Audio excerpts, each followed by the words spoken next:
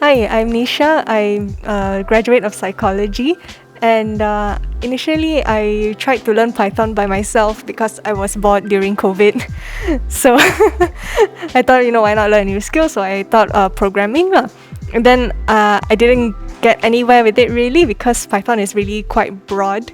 So I needed some way to narrow down whatever I was trying to learn from YouTube lah. Then I found out about Lead, and then I thought learning how to use data and throw it into Python and come up with all kinds of nice charts and stuff like that was pretty nice because I did something like that already, so I could take what I learned here and then use it in my work in the future lah. So after I joined the 4 days here, it was nice. It was really nice, like sitting down with everybody and making new friends and then getting to ask questions live as well. That was pretty cool.